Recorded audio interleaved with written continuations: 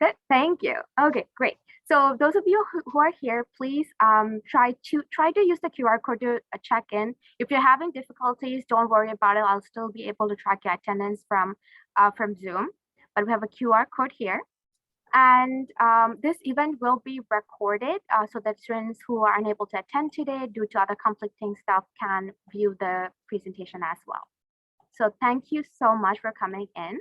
So to introduce myself, I am Krishani Gunaratnam, and I'm one of the career coaches for the IT and engineering career community. And this is a full-on collaborative event with the Career Center, with the AMS Committee, with 3 other career coaches, and through the AMS department. We have 2 representatives from the AMS department as well, Ms. Kathy and Professor Arkins, who's here as well. So to introduce ourselves from the Career Center, I would like for Alfreda to start off with introducing your career community and why we are collaborating on the AMS project. Great, thank you for that, Krishani. I am Alfreda James, and I am the career coach for applied science and research. And we developed this idea because we understand the power and options related to an AMS major. And I will turn it over to my colleague, Todd Dickinson. Todd? Good afternoon. My name is Todd Dixon. I'm an IT and engineering coach here at the Career Center. And now to you, Jimmy. Hi, everybody. My name is James Levin, aka Jimmy. I manage 2 communities: business, arts, communications, humanities. And part of my collaborative piece on this is that AMS is rooted in data.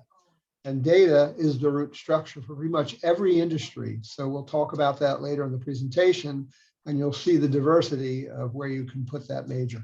And thanks for joining us. And we have Andrea Leapart from the Career Center as well as a guest. Good afternoon, everyone. Thanks for having me. Thank you, Andrea. So right now, I wanted all of you guys to get acclimated to our names here, because AMS majors, you often fall within the 3 career communities.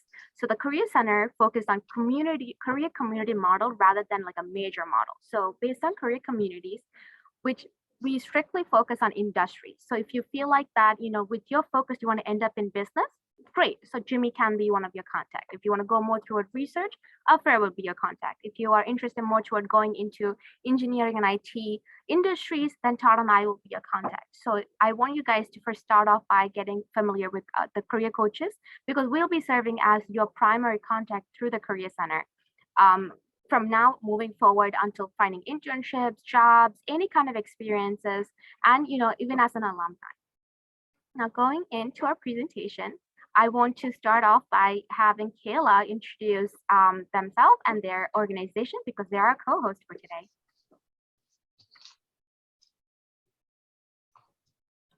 Kayla? Hello, everyone. My name is Kayla St. Dennis, and I'm the president of AMS Committee. I'm a junior double majoring in AMS and business. Thank you so much for coming, and a special thanks to Krishani for organizing this event. I know that the information in this event will be extremely valuable for all of your future AMS careers. On March 29th, we'll be having another AMS Committee event where we will have Dr. Susan Wang as an alumni guest speaker. If you're interested in more AMS events, please feel free to sign up for our newsletter at Stony Brook Math Club website. Thank you, Kayla. So Kayla has been super helpful in organizing this, and she's always proactive, and she has a bunch of events organized for her amazing committee.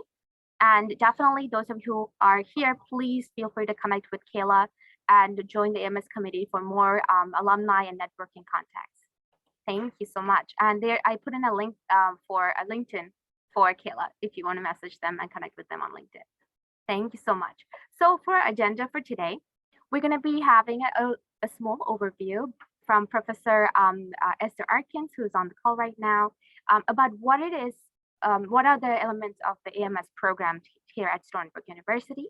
And then we're going to be talking about career opportunities with an AMS major, and that's going to be provided through the career coaches, the 4 of us here.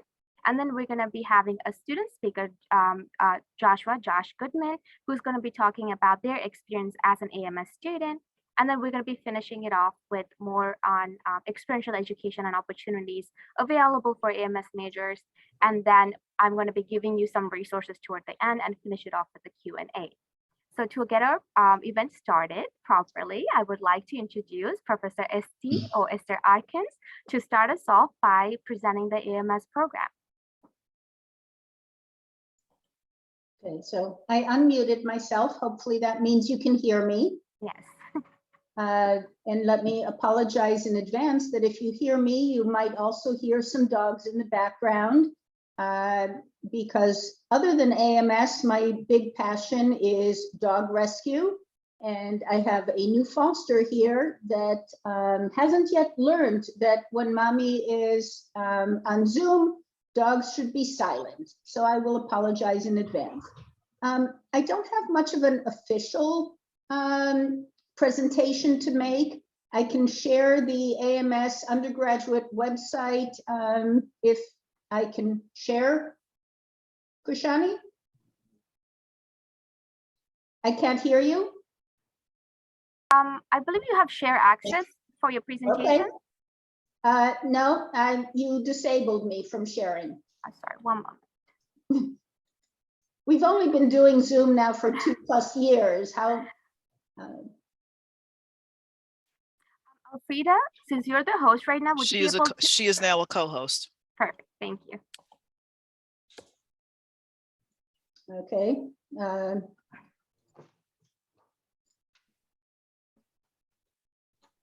Okay, how are we doing? Can you see that? Yes.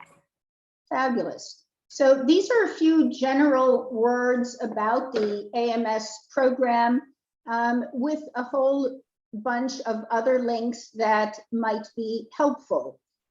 So the most important thing to say is that AMS, and I think somebody touched on this earlier, is incredibly broad.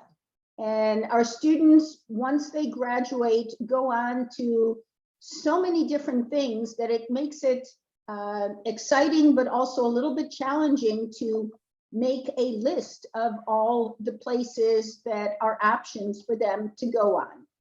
So we say that it's a professional program. It emphasizes quantitative problem-solving skills, and that's what makes us, I think, so marketable. The downside is that you usually will not see an advertisement saying, seeking applied mathematician. So you need to do a little bit more work yourself to be able to figure out what are the things that you can go into with this kind of career. But perhaps before doing that, let me just show the requirements for the AMS major. Oh, yay, I was able to do that. I'm so pleased with myself. And I'm showing this in order to show how broad the program is. So also it's helpful to see the perhaps difference between applied math and statistics and the other department on campus that has math in their title and is part of the College of Arts and Sciences. The beginning part is very similar, the calculus 1, 2, and 3, and the linear algebra. After that, we require some sort of computing course, and I would always tell students more computing is better. We recently designed a new course in the AMS department called AMS 325 to try to answer the need for more specific computing skills for AMS majors. The other, or the next requirement on the list is AMS 301 and 310. And this is where I think the program starts to be very different from the math department. And I will typically tell students, if you take these two courses and go, gee, these are interesting to me, great, let's keep going. If you take them and you go, not really, that's fine, I won't hold it against you. Go pick something else where your passion does lie. After that, we have a more flexible requirement of either data analysis 315 or calculus 4. Many of our students will take both, in which case one of them will fit here in the last category, which is where you get to tailor the program to your own interest. So we have 6 electives. 2 of them are more flexible. They can be either TA course or a research course or courses in related programs. And this is an important point to make, that many of our majors choose to be double majors or have a minor in something else. This is not a requirement. This is something that if you choose, great. If not, also great. This is a choice that you make based on your interest. So let me stop with that, or try to, and see if I can share something else for a second. Okay, maybe not. Give me a second to try to figure it out.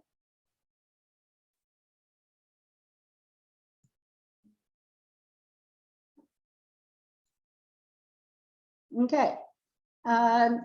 So a while back, when we were designing a new flyer for the department, that by now is a very old flyer, our department chair asked everyone, send me sexy pictures of your research in AMS. And here are some of the things that are supposed to get your interest going. So I don't expect you to actually follow any of these, although I can mention a little bit what this picture is supposed to illustrate. Maybe I should have asked if anyone has any guesses.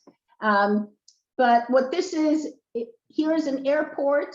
The red dots are bad weather, and we're trying to find routes for airplanes to land. And this has to be done carefully because you don't want 2 airplanes to be too close to one another at the same time. That would be unfortunate. And also, airplanes, unlike cars, can't just sit at a red light and wait. Airplanes have to keep moving, or else the result will also be unfortunate. So we worked, or a bunch of people worked, on all these kinds of exciting problems that you see here. The other thing that I have as a slide here are in the list of career trajectories. A while back, we found a list of the 10 best jobs that one could have. Of course, you can ask, what do you mean by best? Best in what sense? But leave that aside. And what we noticed is that 5 of those top 10 are somehow related to AMS. I don't know who made the list and how accurate it is or anything else, but I can stop sharing now, or try to.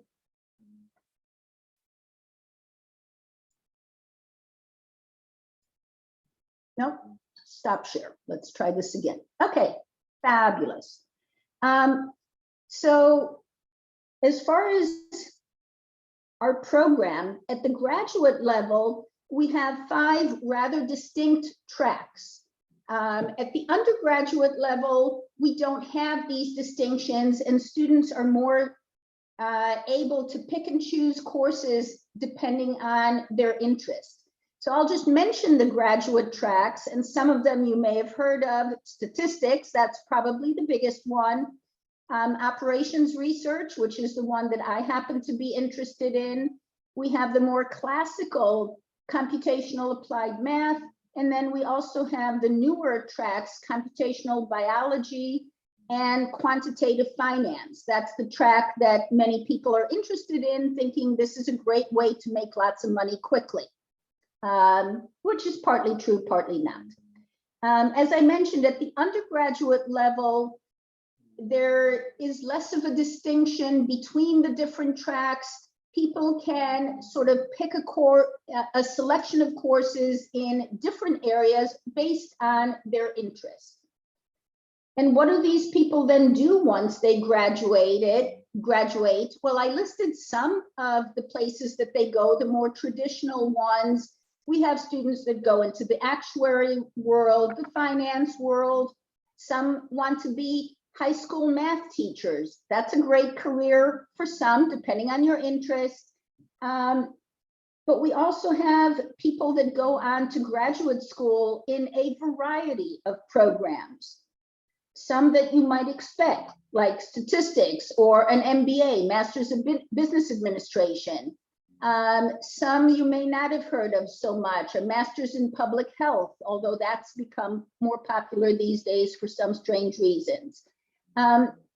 But we've also had students that go on to medical school, veterinary school, dental school, law school. And I'd like to say that all of these, while at first you might scratch your head going, huh, how does AMS fit in?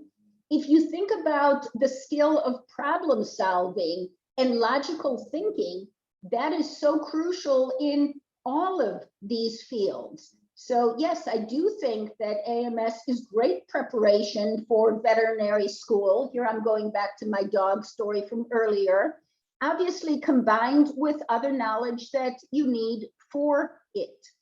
And I think that's pretty much what I wanted to say in general. I prefer more a conversation if people have questions, so we can get to that at any point that you're open to, Kirshani.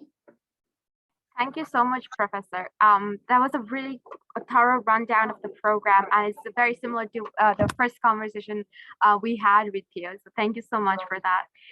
So the reason why I want to start this program, this event off with the introduction to the program itself is because we targeted this as for students who are thinking about AMS as well. We don't really spend time on students like developing their interest into the program.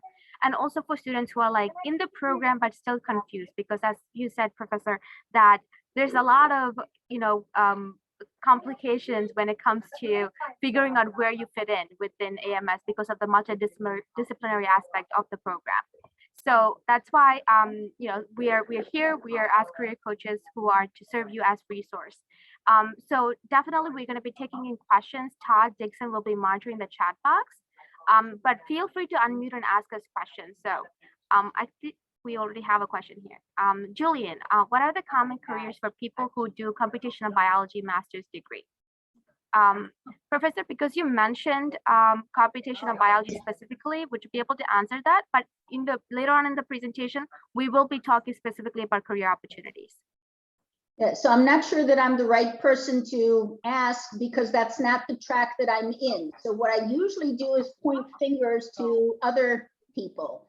But things like drug design or research about whether a particular drug is working or not are both under that general area. But I would certainly recommend that you reach out to one of our several faculty members in that area to get more specific information. Thank you, Professor. So this is actually great because we work with faculty members because the conversation usually starts with a faculty member, you asking them, hey, I have a question about this, and they will send you guys over to the Career Center where we get to talk more about career and get more focused into what we can do with that particular major. So I'm going to start presenting my screen, sharing my screen again for the presentation, and we're going to go in to talking, kind of starting off our little conversational piece here. So like Professor Arkins mentioned, that this is a multidisciplinary program. And our intention here is to kind of expose you guys to the different tracks and what you can do with those different tracks. So, the common ones that we get to see as a career coach for IT and engineering, Todd and I get to see a lot of students who go into, computer sciences and engineering and mathematics. And then we also get to see students who are going into business and economics, because like I mentioned before, we work based on industry. So even if with these majors, you want to work in an IT and engineering sector, you are welcome to meet with the career coaches for IT and engineering. And then similarly, Jimmy and Alfreda might have students with the same majors or the combination coming in, because we also work together. There's a lot of intersection between the career communities, and that's why we have all the three career coaches here. So moving forward, I want to kind of open up this question to all of you here. So as AMS majors or thinking about AMS majors, have you considered any minors or any double majors? Because that kind of determines what type of tracks that you want to go into, what type of industry, just so that as career coaches, we get an idea and we can give you more tailored information today. You can put in the chat box, or you can unmute and say. computer science. Anyone else? Are we mostly just computer science people? Anyone in mathematics? Economics, very good. Economics.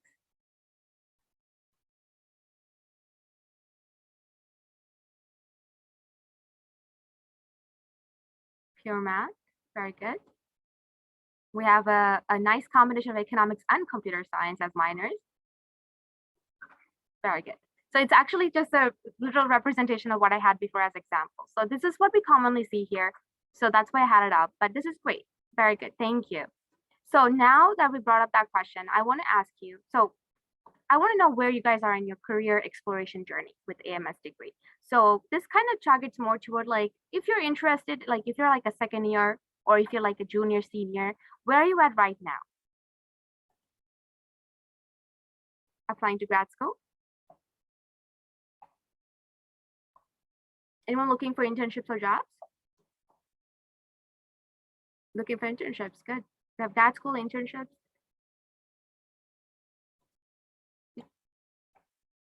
Okay, so that's good too.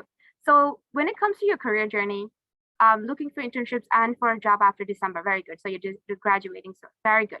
I'm glad that you mentioned that because when you're searching for internships and jobs, it's very important that you start your first conversation through the Career Center, so we can kind of give you more tailored information based on what type of industry you want to go into. So when it comes to career exploration, it encompasses everything, talking about, what type of industry you want to go into. You can come to an IT and engineering coach and we can guide you more toward, hey, you kind of suited more for a business side, or you can kind of go more toward the research side. It's always a great conversation to have with a career coach. So internships and jobs, you guys, I hope you guys are aware that we do have job and internship fair every semester. And we usually kick, it's usually in the beginning of the semester, and we just finished ours. So there's going to be one in the summer and then once again in the fall. So please look out for that. And if you're having struggles finding these jobs and internship opportunities, you have us as career coaches to kind of help you tailor your searches and finding suitable ones. Thank you so much for sharing in the chat box. Now going into career opportunities. We focused on what we can do as in academics. There's a lot of disciplines and you can choose one of them and you can choose to do grad school, you can get a job, you want to do internships, and you have all these classes to take, and you're like doing a lot of math, a lot of data, a lot of calculus, and a lot of computers. So where do you fit in, right? What type of industry really excites you? So that's a great question to have. So as career coaches, we're going to now spend the next couple of slides talking about career opportunities based on our career community cluster. So I want Todd Dixon to talk about our career opportunities within the IT and engineering.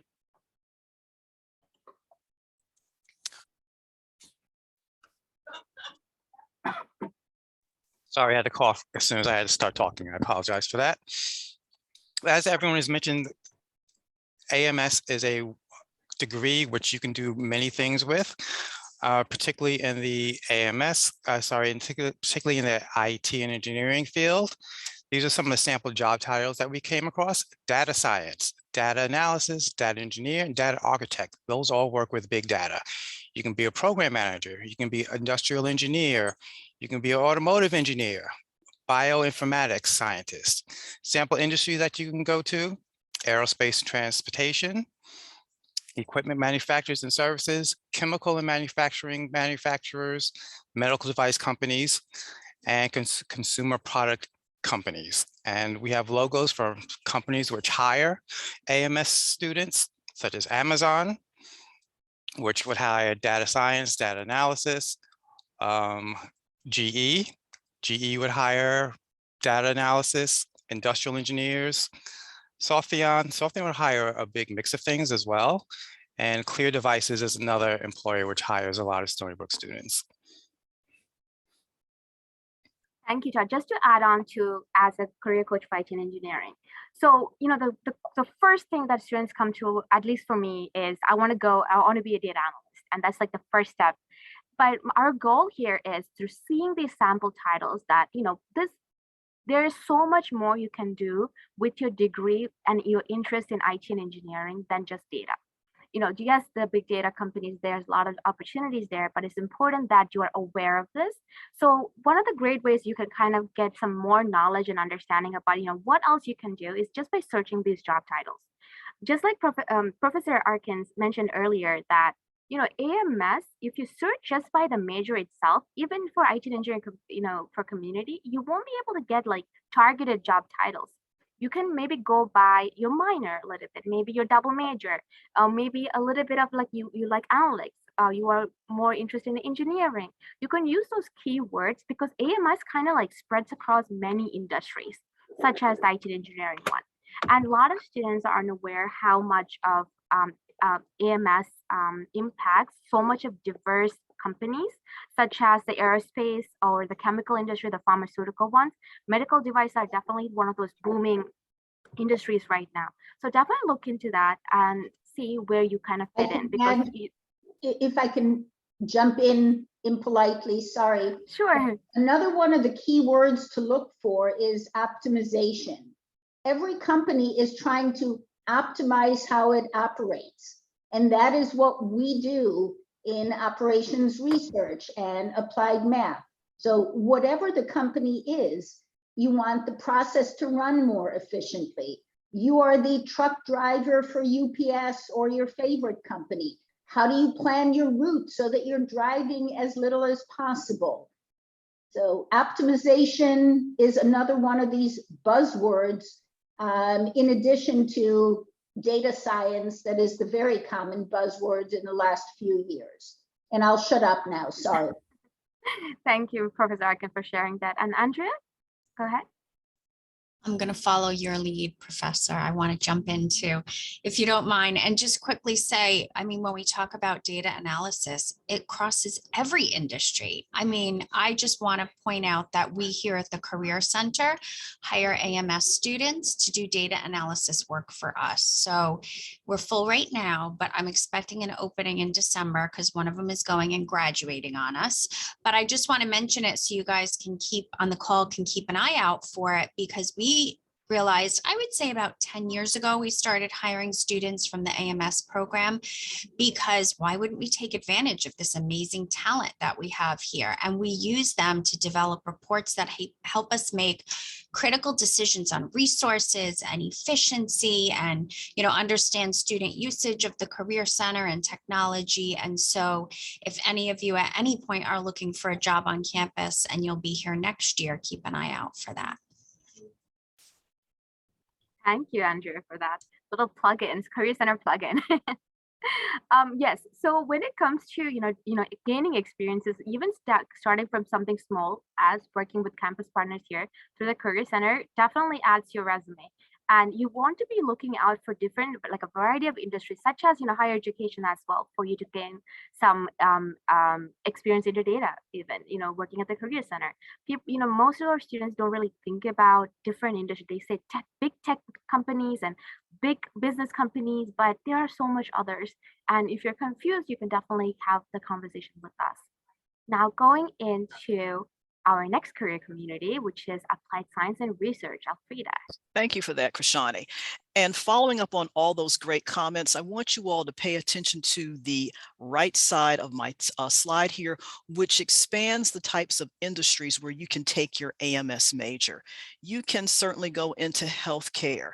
If you think about distribution of resources and budgets, there's an AMS student or there's an AMS person behind all that data.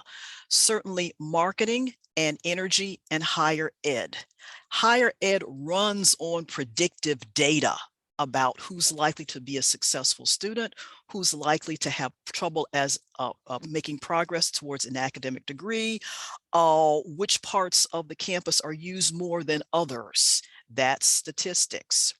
If you look at the internet and software industry, we've already talked about that. Let's pay attention to social justice and advocacy. Again, when it comes to resource allocation and understanding where societal problems lay or are developing, again, there is a statistician behind that.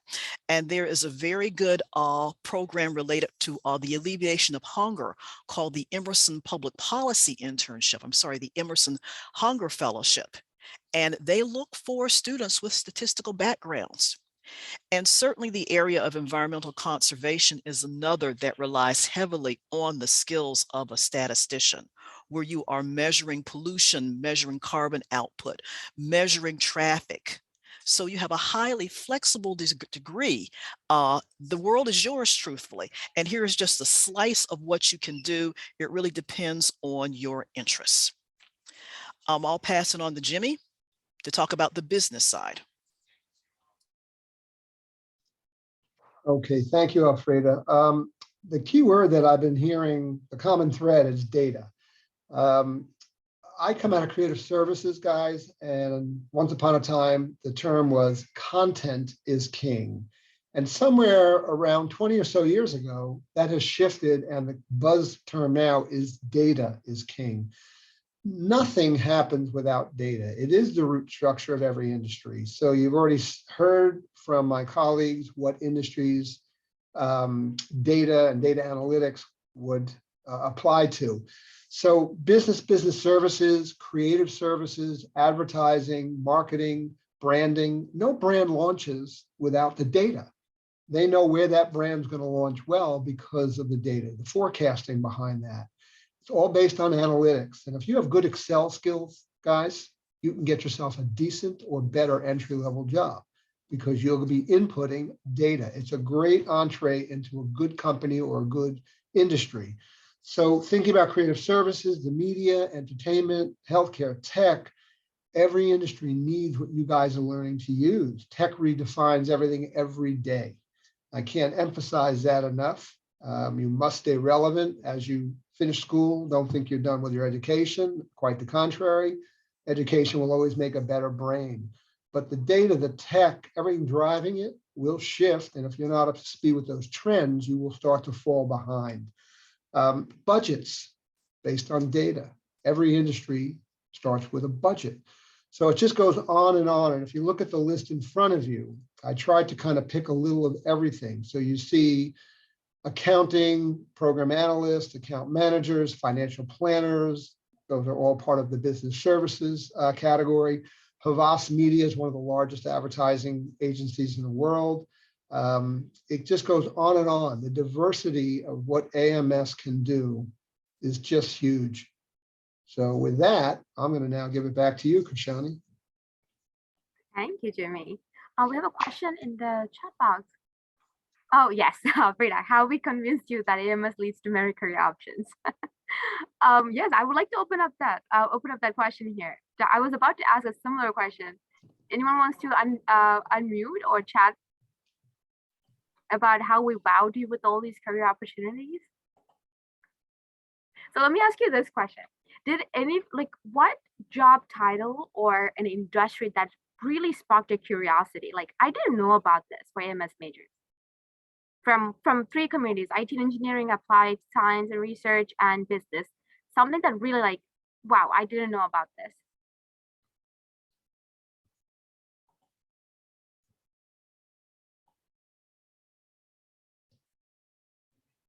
Come on, don't be shy, guys. You can chat and unmute. Optimization, definitely. This is why like it kind of applies to everything, because wherever there's a problem to resolve, an AMS major is there. I remember that from one of the workshops that I attended, an event that I attended with an AMS professor, and that was his title for AMS. Entertainment and sports industry. Yeah, definitely. That really did surprise me when I first started learning about AMS and connection with business. Jimmy, that's your community. Well, I mean, you're right. Again, I say it all the time when I'm with students who are business majors, and then specific to AMS, every industry, and on that list, I'll always include entertainment, sports, media, and so on. But if you think about sports, for any of you sports people out there, when you watch any kind of game, it doesn't matter if it's tennis, baseball, football, any sporting event, what are those guys talking about the whole time? Statistics. Statistics are based on the data. And sports, it used to be somewhere down the line, they would have some guy on a phone call in the information while the game was taking place. Not anymore. It's all on a spreadsheet right in front of them. Somebody's got to create that spreadsheet. Thank you, Jimmy. Yes, and also Sarah said about luxury brands and fashion and cosmetics. Everything. Yeah, I'll speak to that one. Mhm. Cosmetics runs on understanding population size, understanding and generating demand, and which products are moving and which ones are not. And every year there are a ream of statistics in terms of colors, even determining which colors you are likely to buy every season. So yes, very much so. In fact, the beauty industry is booming. Even with the pandemic, there were some changes within beauty, but still a lot of revenue generated. And revenue is basically tracking income with statistics. Very much so, Sarah, very much so. In fact, Estee Lauder has a great internship as well. That is marketing that relies on AMS students. Alfred, I just want to add on to this. When I first started here, I was in a presentation with Crystal Diaz, who's also a career coach with IT Engineering Career Community. And we were with an employer, I forgot their name, but they were kind of pitching, talking about their product where the stacking for the cosmetics, that tracks who or what type of demographic, the age, picks out which kind of cosmetics, and kind of helps them with ordering and inventory, and also like the product itself of how much is being made, and for marketing as well. So that really blew my mind in the beginning when I was getting introduced to the career communities, and how much of that AMS majors and IT engineering and all of us have kind of spread around in the industry itself. And Todd, you were talking about the movie Moneyball with Brad Pitt from a couple of years ago, was all about big data being used in sports. Exactly. Yes, thank you. So this is really great. I'm glad that you were able to kind of pick out some unique aspects from our career opportunity slides. So now going into, we're at 1:39. So we have our guest student speaker today, Joshua Goodman. I'm going to actually stop sharing here, and I want to open it up so you can see Josh's face. So here, let me just stop sharing. And Josh, all yours. Hey guys, so forgive me if I'm a little rusty. I've never given a talk like this before. But basically, the Career Center asked me if I wanted to just basically come and share my story in AMS, tell you what I learned, what I got out of the program. Like it says on the slide that was just up, I am pre-med. I'm going to be attending medical school this coming fall. I don't know exactly where yet because I have a few options. Still got to make a decision on that. But that's my goal. And like they talked about, the AMS degree is so broad. There's so many different paths you can take. And one of those paths that you might not think of immediately is a career in medicine, or like Professor Arkham was talking about, veterinary school, dental school. But all those things are still highly, highly applicable, I think, to an AMS major because of how it just how it teaches you to think about the world in a different way. And so let me just get into how I got into the AMS major. I originally came into Stony Brook as a chem major because I knew I wanted to be a doctor for a long time. And I thought, hey, what sort of science-y and will get me into medical school? And I thought chemistry. And I was also told originally that to go to medical school, you need to take a calculus in college. And so my first semester, I took Calc 3 with Professor Reuter, did really well in the class. And at the end of the semester, he shot me an email saying, hey, you did very well in this class. I see you're a chem major. I do a lot of research in mathematics and chemistry. Would you like to come work with me? And ever since then, I've just sort of fallen in love with math. After starting research with him, I picked up the math major, and it's just been great ever since. So how is this relevant to being pre-med? Because that you're probably wondering a lot of that. The math major is great because there's a lot of research opportunities, and that's true of every department, but the math research, it's so unique and so special, and I just love it. For any graduate program, really, you want to show that you have a demonstrated interest in research. That always will give you a leg up. And for me, my math research has just been something I've fallen in love with. It is basically combining linear algebra and physical chemistry, and it forces you to just take a problem and break it down into its discrete parts and work back up from that. And I think that's an invaluable skill in really any sort of industry. Also, another very important thing for research in general, statistics, right? So it's applied mathematics and statistics. That's the whole second half of the major. And you're required to take at least one statistics course. I think 310 or maybe 301 you might be able to swap it out. I forget the exact requirements. but a big part of research is statistics in any sort of field. They were talking about data before. You have to, is this statistically significant? Is it not? How do I manage all this data? How do I collect this data, organize it? All that sort of stuff is super, super relevant to an AMS major. And like I said before, just the problem solving skills that you're going to acquire, being able to look at things from an analytical perspective is just super, super great. Some of the other stuff you're going to learn in an AMS major, coding is huge, very, very big. So if you're a CS major, you're in for a good time. If you're looking to also pick up the AMS major, just to give you a few examples of that, AMS 315 is data analysis. As part of that class that I took with Stephen Finch, I needed to learn how to use R for these big projects that we were doing, huge, huge, huge samples of data and being able to perform all these statistical analyses on them using R. MATLAB, I learned MATLAB when I first took AMS 210 my first semester freshman year. And I used it again in AMS 333, which is mathematical biology. So that then is now going back, tying in the field of biology with mathematics. And in that class, we learned how to do things like model chemical reactions inside of your cells, modeling populations of rabbits and foxes, modeling disease epidemics. Like the specific example he used was the flu, but it's applicable to coronavirus epidemiology, all that sort of stuff, huge, huge, huge AMS stuff. And right now I'm in AMS 326, which is numerical analysis, and I'm learning Python. So lots of different coding languages, lots of skills, very, very applicable to your career long-term.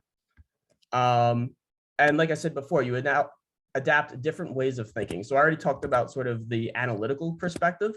One thing I found really useful was also a visual perspective, a very visual way of thinking.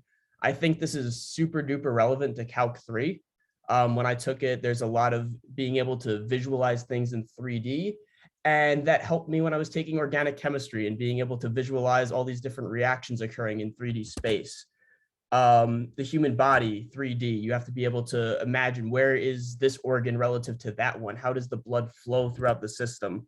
And that again ties all back to math. Math is at the heart of everything. And then of course, there's that logical algorithmic thinking that I talked about before, and also just abstract thinking, taking this big problem that's sort of initially overwhelming and being able to break that down into smaller pieces. One of the craziest things that I started to learn about when I got into the AMS major was multi-dimensional space. So even going beyond 3D, when you're talking about linear algebra, you're talking about 4D, 5D vector spaces. And that's not something that you are intuitively able to just think of, but the more you work with it, the greater your understanding of it becomes. And again, that's being able to think in that sort of way is an invaluable skill for you long-term. So that's that. Opportunities for you. I already talked a lot about research, so I'm not going to hit on that too much more, but again, that's just something. Be aware, connect with your professors. There's so many research opportunities. If you go in the math building or even IACS, which is the Institute for Advanced Computational Science, which is where my research advisor, Professor Reuter, is, there's posters everywhere and they're so broad. I remember the first time I walked into the math building, seeing like all these like biology posters and being like, oh my God, this is perfect. This is combining the two things that I want to do with my life, because I have always been interested in hard sciences, but now I know that I'm also interested in math, and this is this great way that I can combine those two passions. You can be a TA. So one of those 3 credits that you're able to use for your AMS major, like Professor Arkin was saying earlier, is TAing, and that's a great experience for a variety of reasons. I found, and anyone who's been a TA will tell you the same thing, that when you TA for a course and you have to teach that material to someone else, you inherently become so much better with that material. It forces you to think about it in a different way that maybe you hadn't before, because perhaps the way that you learned it works for you, but maybe not someone else. And by reteaching yourself that material and being able to explain it to someone else, you just develop a more thorough understanding and you're more capable with it. And that gives you an opportunity to also get close with a professor, because, you know, applying to jobs, you want to get references, applying to grad school, you want letters of recommendation. Being able to have that connection with someone is super duper important for me. Again, that was Professor Reuter. Not only do I do research with him, but I TA'd for him. And so that just strengthened that connection even further. And you'd be surprised how close you can actually get with some of your professors. I got lunch with Professor Reuter this past Saturday, and then we went back and did research. We sat on our computers and started deriving stuff. It's crazy how close you can actually get with someone who you initially thought was just your professor, and they're going to give you a grade, and that's going to be the end of it. So keep an eye out for that. Go to your professor's office hours. Super, super, super helpful. Some things that I liked about the major: it's very, very broad. Like I think people have said 1,000 times so far today, you can do really anything with it. I have a lot of friends who are CS majors and they're doing applied math. Believe it or not, I'm not the only person doing applied math and biology. I know at least 2 other people who are doing the same thing, and at least one of them intends to go to medical school soon. So it's awesome for that. A lot of engineering majors. I have civil engineering major friends. I have a BME major friend. You can do so much with it because it's just math is at the heart of everything that we do in this world. If you have an interest in biological sciences, there's at least 2 courses directly going towards that. You have 333, which is mathematical biology, and I don't remember the exact course number. I didn't take this class, but I think it's modeling of physiological systems, another great course. And so 332. 332. Yeah, it makes sense that they're close together. Just so many different opportunities. If you want to go down the operations research route, 341 and 342. If you have more of an interest in statistics, you can do that. It's just so broad, and there's just so much you can do with it. And I think that's what I love the most about it. I was able to take those biology courses, the things that I thought were most relevant to my career long term. I want to do research as a physician, so statistics and all that other stuff, but also like the computational stuff, numerical analysis, that all is going to be part of my future career as a researcher. Maybe I want to do modeling, maybe I want to do stuff like that. You can do all that sort of stuff with an AMS degree, and it really gives you a leg up when it comes to having that unique skill set. And then the last thing I'm going to say is just the department is super, super supportive. Most of my friends that I've made at Stony Brook have all been through AMS or related field. Kathy is great. She's super helpful. Esty is great.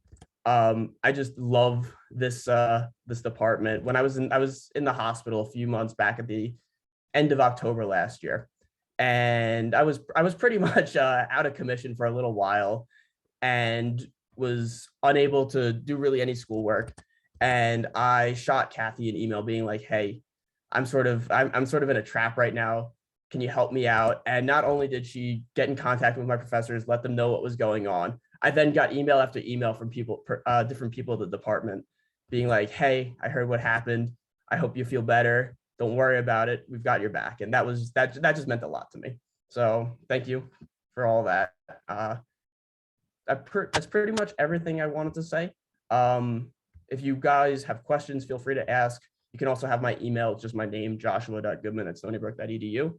Yes, so Joshua, you're hired. You did a much better talk than I did summarizing the department and such. So great job. Thank you. Thank you, Josh. Oh my gosh, I was about to say the same thing. Definitely a great pitch for the program. And, to kind of motivate students who are feeling confused, and that's what we're aiming toward. I think you covered almost every aspect of definitely connecting in the importance of keeping up with, faculty members, your professors, and, definitely going into getting more experiences as a TA. Definitely a bit much more less stressful, less complicated approach is definitely TAing. But if you're looking for other things other than TA opportunities, TA opportunity and other things, that's the career center, piece, coming from getting contact from your instructors, your professors, and building that relationship, that networking opportunity. Thank you so much for touching upon that. It's so important that you are networking and building relationships with your faculty members, because as students, as freshmen, or any part of going into new classes, your professor is your primary contact into that industry, because they are experienced, they know what they're teaching, they're teaching this course, and being able to have that conversation. Hi, professor, you just spoke about this. This is something I'm very curious about. Can I have a lengthy chat with you about this? Can I meet with you at this time, because office hours doesn't align with my school schedule? great. Invite yourself for a meeting, informational meeting with this professor, and that can become this wonderful relationship that Josh was mentioning about their relationship with their research professor. This first initial contact can lead into that much more comfortable conversation of going to Saturday lunches together and having that chat. Elfrida, yes. Okay, I want to manage there's a question in the chat box. How would you recommend a student go about getting involved in AMS research? And that is a perfect question because this allows us to go to the next slide. Josh's story is important because he collected a series of experiences. He basically said yes. And there are different ways that you can say yes to experiences because we have some resources that we want to make you aware of. So Krishani, if you would bring up the slides again and go to slide number 12, where I can talk about the resources that we have. Yes, here they are. We understand that projects and internships are essential, just like Josh's projects and experiences. And we have a couple of services that we want to make you aware of. If you need to do something on campus, then consider getting involved in a vertically integrated project. These projects are with Stony Brook faculty, and they are multidisciplinary, which means that you could have a team consisting of a physics student, an AMS student, and a history student.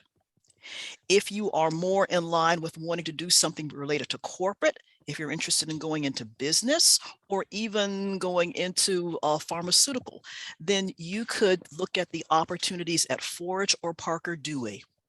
These three platforms, Forge, Parker Dewey, and vertically integrated projects, are all accessible from the Career Center web page.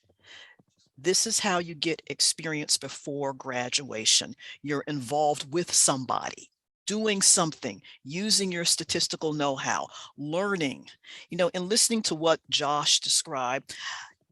He developed skills and he refined skills while he was doing this research.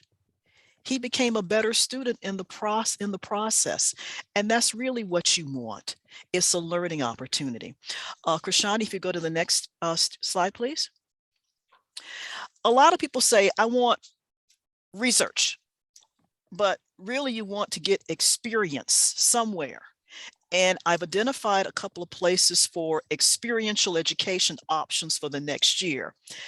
Again, that broad opportunity. Hasbro, the toy company, has an internship that needs your major. Entertainment, toy making. Travelers, the insurance company, needs an AMS student. Even the Department of Investigation in the city of New York relies on statistics to understand community policing. Octagon is a finance company. That's something that you're most likely to expect. But what you won't really expect is that if you are a New York City native, if you live in New York City, there's something called Life Sciences New York City that is a paid summer internship. And they want students from the life sciences, the physical sciences, the computer sciences, and within that, they certainly want AMS students. So you have a lot of options for experiential education. We think of research solely in terms of a university setting. You have more options. Next slide, please. Now, to understand the difference, and this isn't what I call the absolute truth, but your research options are generally around certain themes like mathematical modeling or discrete math or graph theory. The location of research is often on a university campus. For example, Brookhaven National Lab here. And you're supervised by a faculty member. And you get funding, and of course, deadlines will vary. So as an AMS student, you do have research options at a university campus, most likely, supervised by faculty, most likely, but you also have experiential education options in corporate settings. Go where you find the work most interesting. Krishani, next slide. All right. Jimmy. Thank you. So the job internships, when you're searching for them, obviously there are a variety of keywords you can use to play in. You heard a lot of them today, whether it's optimization, data certainly would be one. And you will plug in any kind of prefix or suffix of the business or the industry you're interested in. If you do that search, a filtered search on Handshake, you will find dozens and dozens and dozens of opportunities in a variety of industries. The mass emails that we put out every other Tuesday, I've got to research a lot of information to find those 20 or so jobs, internships that you sample. Publishing is in there, healthcare is in there, a variety of business services, insurance, the slide that Alfreda just showed before, the toy industry. This is all at your fingertips, guys. You know how to access information, so it's easy for you to do the search. And if you're really interested in any industry of sorts with an AMS, internships are a great way. I mean, you'll get an easier ride with internships on your resume. Does not mean if you don't have internships, you won't find a job, but experiential is always going to be the key to the next door. And that's how you develop a career path. And there is always a strategic mindset to that, guys. And that too is based on, in your own way, research and data. So develop that strategy in your head. Think about the competencies you've got. The mindset, of course, is always going to play a role in it. You've got resources to talk to. You've just met a number of us here today, the career coaches, the career center. And look, you guys have grown up with a touchpad and a keyboard. So you, again, know how to access information. If you have a question, ask it and go find the information on internet. And then as you start to funnel some of that information down, you can come to any one of us at the Career Center, and then we can help you develop a plan to really target a bit more directly. So, and it does say alumni down there. I think the alumni resource is amongst one of the best we have. You can go to the Stony Brook Alumni Association, or you can access it through a website, or you can access it through LinkedIn, and you'll get about 8,000 or 9,000 names. And then just play with keywords, AMS. Names will come up of people who graduated from the school that are working in a field you're interested in. Reach out to them. They're generous. They will talk to you. They will help you. I do know students who had timing on their side. They did reach out to alumni, and they were offered internships. Oh, interesting that you would reach out now. So the resources are there. You got to use them. We can help direct you, but you guys have to do the work. That's on you, but we're happy to help you do it. Thank you, Jimmy. And speaking of resources and what we can provide through, we're gonna end up with Q&A in a minute, but I just want to show the resources I was waiting to show at the end. But these are the resources that that Jimmy was talking about. Coming to events and using Handshake. If you're having issues with Handshake and how to filter those jobs, because Jimmy was just saying there's so many out there, it might get a little overwhelming for you to kind of tailor them and filter them. And please come to us. That's what we're here. Our names are here. You can search by our names. But when you click on this, it will lead you to the make appointment link, to the tab, and you can make appointments with us by our names, by our career communities, and we can talk about it, not just about your what type of internship. We can talk about your resumes, cover letters, and everything that you need in preparation for you to pursue this opportunity within this major. So definitely remember our names and look us up on Handshake. And if you're having any doubts, you can always come to our office. And one of our career center interns will be able to give you the proper contact person. And we are also on social media, very active on Instagram, and definitely follow us as professionals on LinkedIn. So here, so this is just an information about career communities. And because Jimmy, I'm just bringing this up because you mentioned our emails.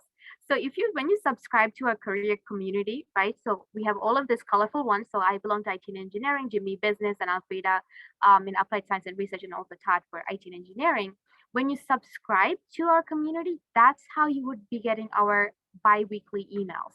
So the last one went out last week, and we as career coaches send out the hot jobs and internships for our communities. This includes so much of different industries. And it's really nice for you to, even if you're not actively looking, just to see what's out there. You know, we handpick them for you. So there's something new and something exciting about it. So take some time just to click and see what's out there. But definitely you'll have the slide to look at, but these are definitely some services that we provide here through the Career Center. And just to go back into Q&A, Elfrida, you have an announcement, right? And then we can open up for Q&A for the next 5 minutes. Yes, I do have an announcement. Thank you for that. I just put in the chat box the link to the annual Student Alumni Networking Mixer. We're bringing this event back. It is your opportunity to ask your questions of Stony Brook alumni who have AMS degrees, math degrees, you name it. We have this event in March from 6 to 8:30. We're going to feed you. We're going to have this in the Hilton Garden Inn. And we have this opportunity for you to understand the career options that you have as a Stony Brook student. And I want you to take advantage of it. And we're going to send you the link following this presentation, but you also have the link to hopefully register for the event today. We will prep you for it.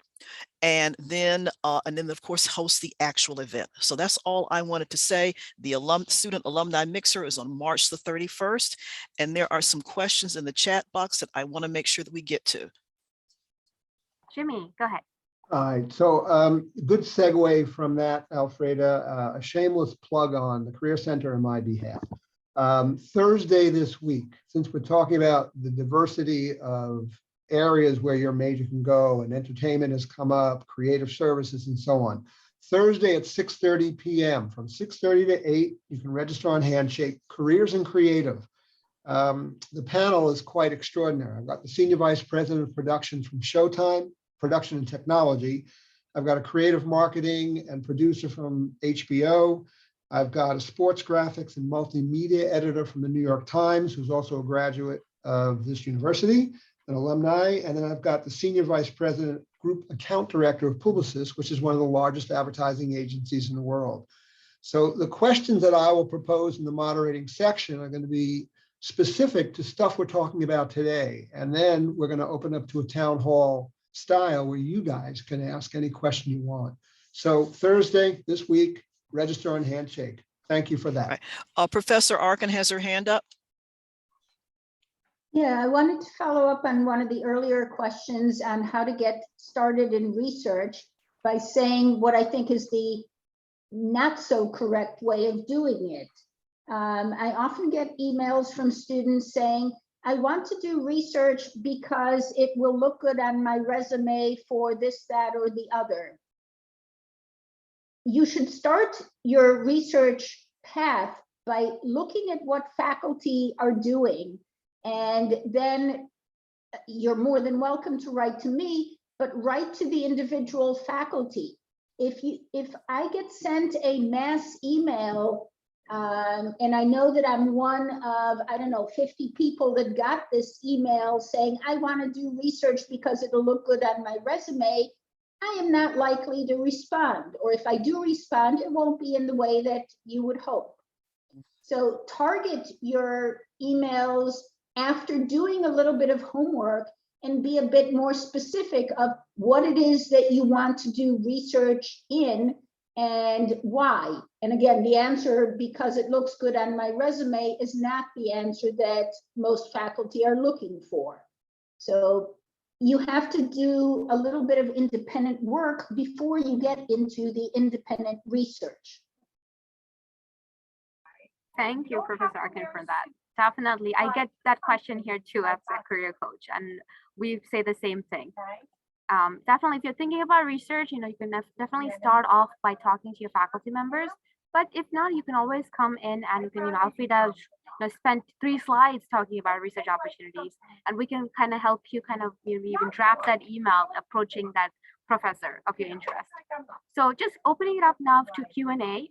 Chat box is open. You can unmute and ask. We have career coaches, faculty members, and Kayla and Joshua here to answer questions.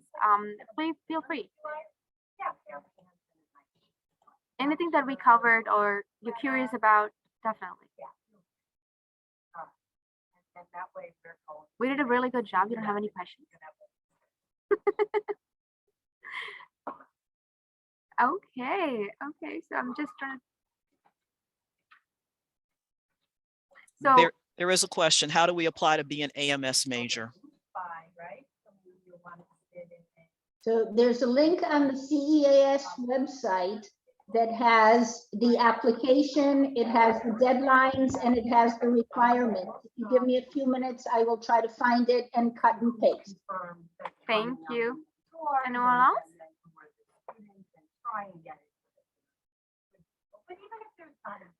Okay, so about summer internships, is this possible to apply? Is it possible to apply after graduating? I'm graduating this semester. So that's a good question. So, you know, obviously, Jimmy, Alfreda, Todd, feel free to jump in and to expand on this. But usually, when you're graduating, we wouldn't recommend going for an internship, right? It's more about applying for jobs. You have done your researches, you have done your projects, you have taken some classes. It's time to lead with that. If you're missing an internship, I wouldn't recommend you to get caught up on the idea of needing an internship to find a job. So right now, we're happy, you're graduating, be happy about that, you made it. Let's look for jobs and let's have that job searching conversations during career coaching appointments. You know, definitely research can be something that you can do externally, but it kind of varies. I want to just extend this to any international students here. You are in a very special category when it comes to graduating and finding jobs and internships and research. So let's, you know, Alfreda and I work with international students too, so we can talk about it specifically. But definitely right now, I would say start applying for jobs, not just summer internships. But there are summer internships, but you would find very few for graduating students. Very, very few. Thank you. That's a good question, though. Jimmy, Alfreda, Todd, you want to add on to what I just said? I totally agree with what you said. If you're graduating, then you really are on the job market, and you need to align the skills that you've acquired from your major to the job market, especially if you are an international student. Because because getting sponsorship or getting OPT, CPT is not possible without that alignment. And if you're having doubts about this and struggling with this, that's when we make an appointment with us for a career coaching appointment, and we'll be able to have that conversation more in depth. Thank you. Anyone else? Where can I look for internship geared for freshmen? Very good. I'm happy as a freshman that you're thinking about internship. That means we're doing a great job here. So Career Center, you know, meet with your career coach, and you know, you will have this presentation as a resource. So when it says handshake, it's actually a clickable link. So you can click on it. You already have a login to it, you know, as registered student. So you're gonna go in a handshake and you're gonna search by something that interests you. As a freshman, we're not expecting you to have such huge proficiency in whatever you're learning. Okay, it's actually very nice because whatever that you have learned in the past year, look for something that kind of relates to that. If you learned a language, coding language, lead with that. And go and search through something that excites you, you know, like analytics or business, intelligence, whatever it might be, a Java developer, and look for what are they looking for on the internships, right? And see what type of qualities you have or skills you have that matches. And that's how you would kind of find something that excites you. I always say as a freshman, lead with the one that excites you and sparks your interest, because when you're scrolling, you would stop at one of them. That means something about it really sparked your interest, and lead with that. And I'm going to keep on saying that if you're having struggle with this, come to the career coaching appointment and we'll help you. Okay, yes, I'd like to add, Daniel, go to the next AMS committee meeting, virtual meeting, and interact with the other students and learn what they're involved in. And that's one way that you can look for what your peers are doing. Also, get involved on campus in your residence hall, or if you were a commuter, think about becoming a commuter student assistant or even an orientation leader.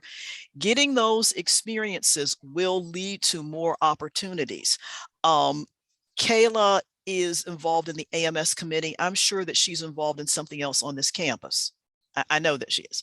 The same thing with Josh. It's just not one thing that you're doing. Freshmen, you have a lot of time to collect experiences and find your niche. I see there is a another statement, a question in the chat box.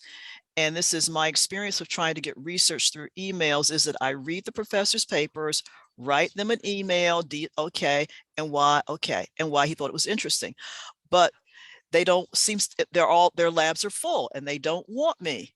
Have I been going about this the wrong way? So I will let Professor Arkin respond to that. Well, What do I you will do? try anyway. First of all, I think you're going about it exactly the correct way. I also want you, though, to be sympathetic to us faculty members that are often overworked and you know, teaching large courses, doing research with graduate students. It's not always so easy to also fit undergraduates into the research.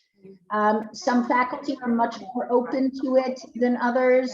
Also, some faculty have more open forums, like the work that I do. We have a weekly research meeting that any student is welcome to come to. At the moment, it's virtual, and you know, raise your hand, make a statement, and get involved in the research.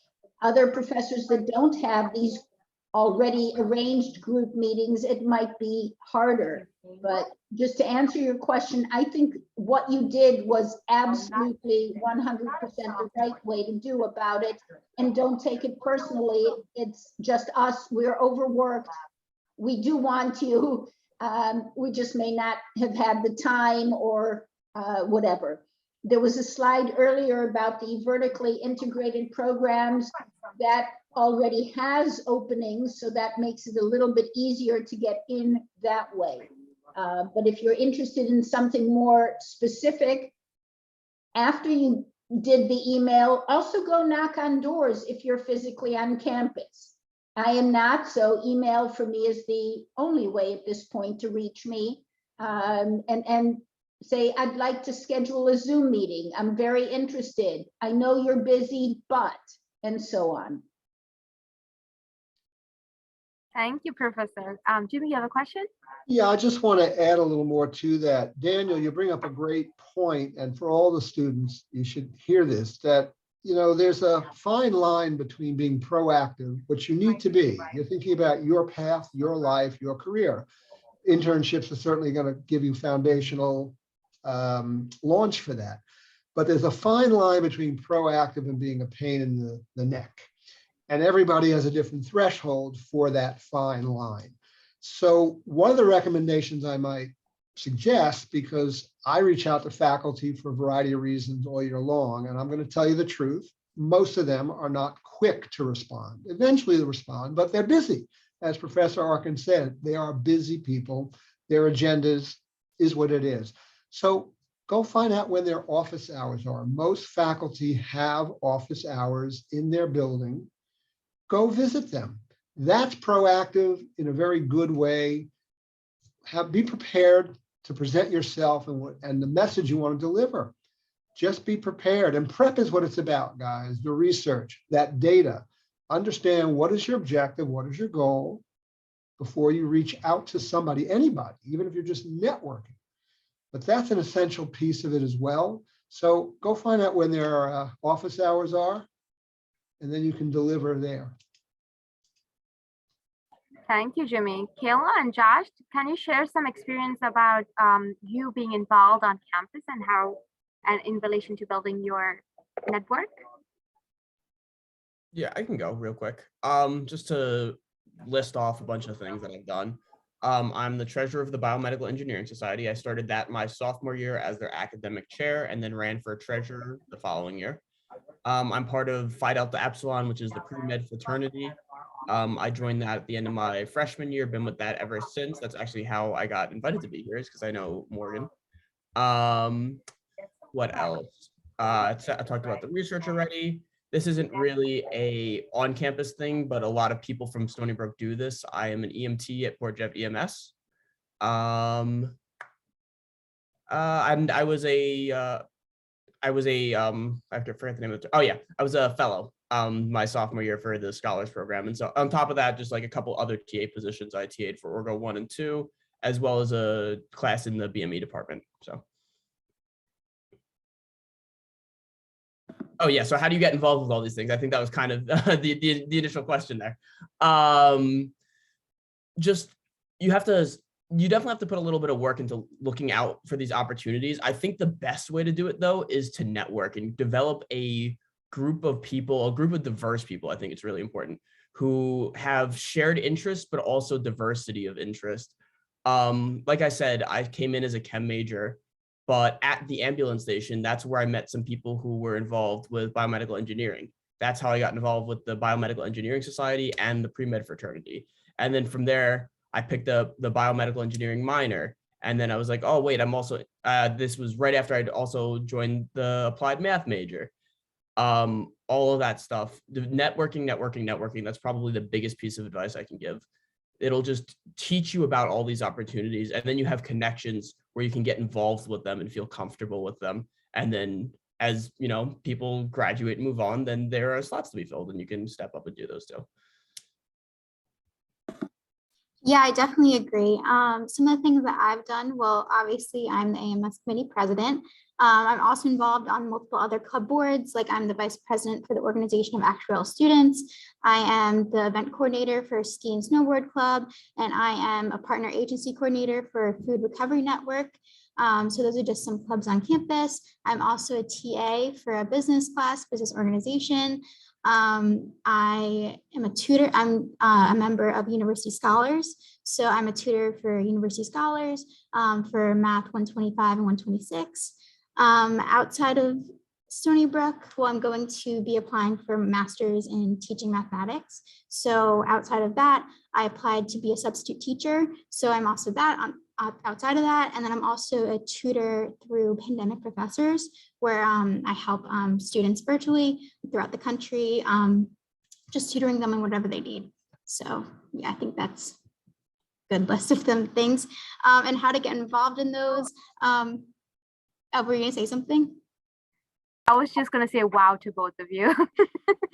So many things. Yeah. So basically how I got involved, honestly, going in my freshman year, I was kind of, I felt like I wasn't doing enough because I felt like a lot of people, like my older sister, she goes here and she was involved in a lot. I was kind of in the same boat as probably many of you with not really knowing how to get involved, but honestly, just joining clubs and then realizing, oh, elections are coming up. You know what? Even though maybe I won't get it, maybe I will. So I just ran and I ended up coming on the boards. And for AMS committee, I'll copy and paste our newsletter into the chat because you could sign up for a newsletter. I know myself and some other people on our board will be graduating, so that would be a great opportunity to run and possibly be elected. For TAing, just reach out to professors if they haven't reached out to you. I know sometimes they'll reach out to you, which is how I've gotten some, but just looking for opportunities, honestly, and just being open and just being willing to say yes, like you've said before, just gets you pretty far. Thank you both for sharing that. You guys have been so busy and I don't even know how you have time for your academics right now, but well done. Definitely, I want to tie in because both of you mentioned networking opportunities. Right now, to students here, you have like 8 of us here as part of your network right now. You have faculty, department members, you have your career coaches, you have 2 student peers as your contact. Follow us, on LinkedIn, connect with us, email us, get to know us. You don't know where the resource lies and what type of experience you will be getting through our conversations. And building that network, if you're struggling, this is a great way. Email us. Hey, Krishani, I came to this event. It was really informative, and I want to extend that. I want to have a conversation about this. Can I meet with you? Or what is your recommendation on this? Great way to build contacts. And I have, this is not just going to be a one-time appointment. You can meet with us throughout your entire academic journey. I actually shared a document because I want to give you a little bit more resources and contacts. So it's loading up right now. It's called it's an alumni spotlight. And thank you so much, Kathy and the AMS department and Morgan, who's not here right now, who was able to help create this document, this one pager. I'll be emailing this to you as well, but there's Joshua who's already on it, and then 3 others from the AMS, and you get to see a nice mix of professionals now, alum who are going into different variety of profession, and you get to see them and share, connect with them on LinkedIn. They know that we're having this event, and they know that they're expecting students to connect with them. So you have 8 of us here plus the 3 on the document to serve as your resource. And I hope that this ended up being such a nice, resourceful, and informative event for you guys. And look out for my email with these documents. But anyone else have anything to add or any last minute questions? We're at 2:22. If you don't have any question, we can close off. Okay. Well, actually, Krishani, I'd like to address something, and that is for the students who are worried about needing to work for pay while they're still in school. Your AMS skills are highly valuable, and it is very likely that there are work study positions as well as campus employment that you can get that will use your AMS skills. It'll be a campus job, but it uses your AMS skills, and you'll be paid for it. So realize that even a campus job can be a career building or a resume building opportunity because of your AMS background. Remember, Andrea mentioned that we hire data analysts in the Career Center. Our data analyst is always paid. Okay, and that's because the students bring a specific set of skills that other individuals don't have. Remember, scarcity, so something is scarce and there's a scarcity of AMS skills, then you have a little more economic leverage. So just keep that in mind. There are other departments on campus that use the skills of an AMS major, and it's highly likely that you will be paid, right? So that's all I got to say. Thank you so much, Alfreda. You kind of just locked everything into places today. Thank you so much. I chose this topic, as a career coach for IT and engineering. We get AMS students just confused and I don't know what I want to do. Like, I need some help. And then we are doing research and we are building contacts with them. So I thought this was a great opportunity to use all that knowledge, bring you some contacts and some resources, and get to hear from the department and the career coaches. And I hope this was very useful to you guys. And I hope to get more appointments from you. We have appointments posted on Handshake, and we're excited and ready to have those conversations with you. So thank you so much. I just want to extend some thank yous to Kayla, Jimmy, Professor Arkins, Alfreda, Kathy, Todd, and Josh for making this possible. We wouldn't have done this without you guys, but thank you so much for jumping in and making this event possible. Thank you so much. And that this is recorded, and once the recording is saved, I will be sharing this recording and the slides and the document with you guys for your resource. Thank you so much, and have a wonderful, wonderful, wonderful week. Thank you. Bye-bye.